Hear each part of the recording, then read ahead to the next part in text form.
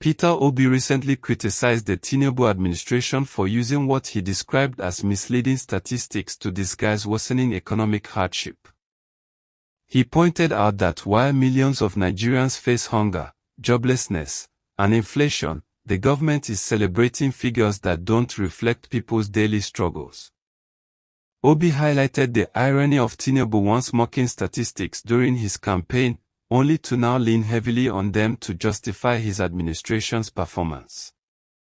Hold up, before we go any further, pause and think, do the statistics you're hearing match what you're living?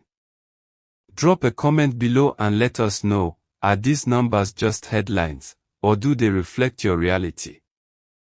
Your voice could be the missing piece in this national conversation.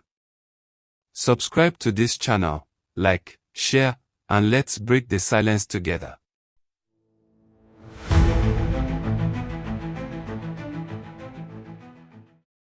The Tinubu government defends its record by pointing to macroeconomic reforms and improved fiscal indicators.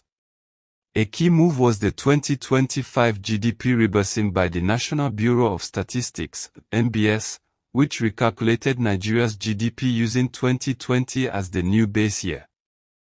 This lowered the debt-to-GDP ratio and projected higher economic growth. While technically sound, critics argue this rebasing merely improves optics without addressing the structural issues dragging millions into poverty.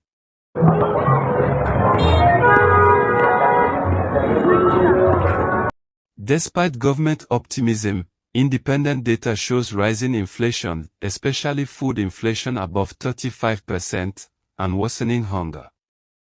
Nigeria's ranking in the Global Hunger Index has dropped further, and unemployment figures remain controversial. The NBS changed how unemployment is measured, counting anyone working at least 1 hour a week as employed, which has been heavily criticized as masking the true job crisis. This isn't the first time Nigerian governments have faced accusations of manipulating statistics. Past administrations have similarly used data to frame positive narratives amid hardship. Peter Obi's concerns are echoed by civil society groups and economists who argue that economic reforms are being paired with a disconnect in public communication, creating a sense of detachment from the realities of ordinary Nigerians. While Tinubu's policies, such as full subsidy removal and FX unification, may have long-term potential, the short-term pain is undeniable. A SWOT analysis would reveal strong reform intent but poor public trust and worsening inequality as major weaknesses. Obi's critique challenges the government to close the gap between numbers and lived experience.